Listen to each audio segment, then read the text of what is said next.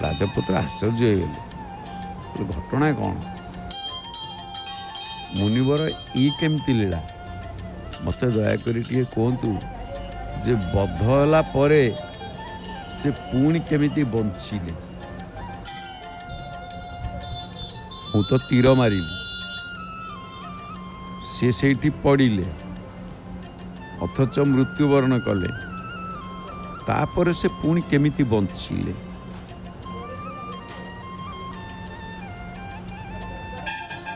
जेतेबेले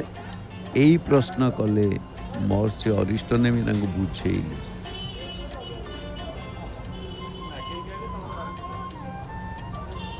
कहले शुण आमको मृत्यु छुई पारिबो नाही कारण आमे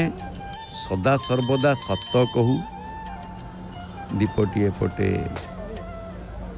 नहीं ये महाप्रभु को किसी प्रसाद अर्पण करछु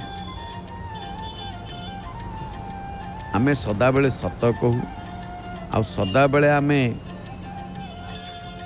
शाक्त वैष्णव उपासना अर्थ मातृ उपासना रे आमे थाऊ आओ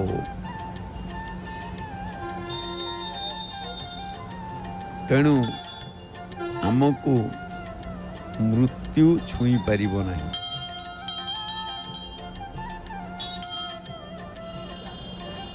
कारण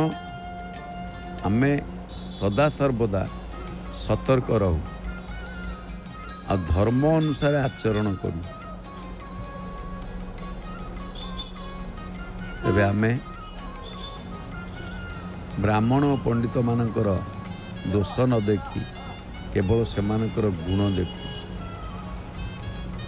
आमर आश्रम को जी भी अतिथि आसंती सेमानकु भोजन देवा परे जाई आमे भोजन करू आमे इंद्रिय गुड़ी को बस करिकी रखुଛୁ आमे दान धर्म करू विद्वान तेजस्वी महापुरुष मानक सहित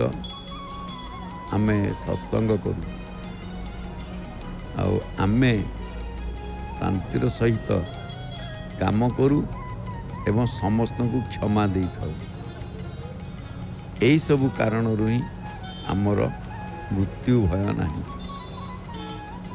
कारण आमर मृत्यु हुए ना आउ एथिरे मातृ उपासना ही आमर प्रथम माँ को आशीर्वाद आम आज बाटमंगला को दर्शन करुचे ये बाटमंगला को दर्शन करने भितर आज ये कथाटी मने पड़ा कारण माँ कौन ये सब मार दर्शन माँ कौन करे ना समस्त को क्षमा दे थाए शर्मिष्ठा देवजानी कथारे जिते बड़े कहले क्षमा कले झियो क्षमा तो मिलई क्षमार न थाए अंत क्षमादाता पुणी क्षमार ग्रहिता दुनिया रे बलवंत क्षमा जहाँ को सन्त तुलसी वर्णना करछन्ति क्षमा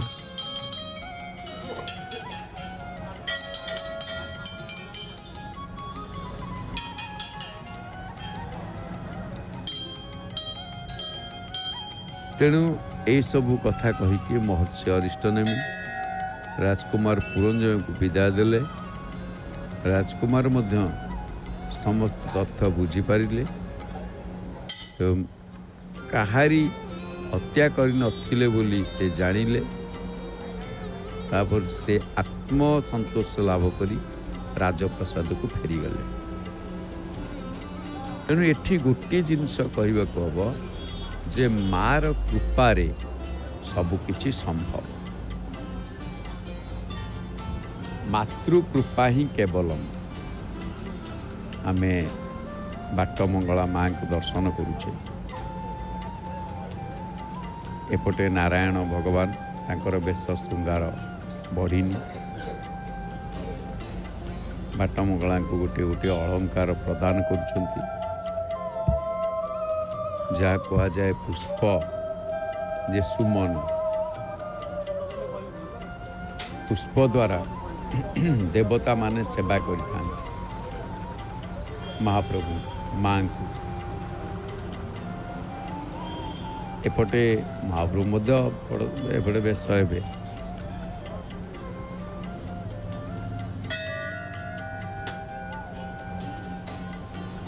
महाप्रभु को आम दर्शन करुचे नारायण भगवान को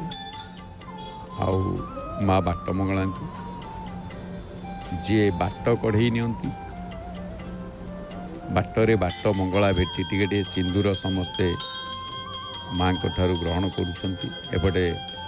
लागिला आजी पट्टी दियो कर अंतिम उपासना एवं आसंता काली आमे महाप्रभु को दर्शन करिया पतित पावन भगवान को आमे दर्शन करिया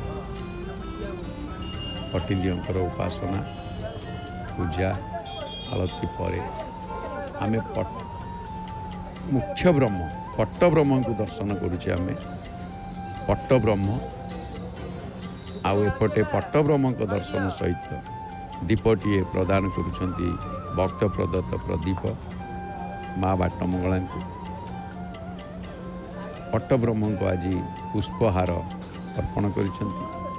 सोमवार आज आउ ये सोमवारटी पूर्ण धबलर बार आउ ये वर्तमान कृष्ण पक्ष चली कृष्ण पक्ष आउ रहिला मात्र 2टी दिन तापरे गोटे दिन शुक्ल पक्षर प्रथम दिन शुक्ल पक्षर प्रथम दिन पर तृतीय दिन आउ 3 दिन अवधि महाप्रभु पलि आसबे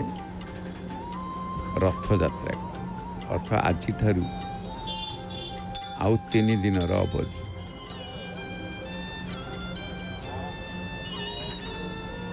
मुंडियाटी मार्चंती माँ को या देवी सर्वभूतेषु मातृरूपेण संस्थिता नमस्तस्यै नमस्तस्यै नमस्तस्यै नमो नमः।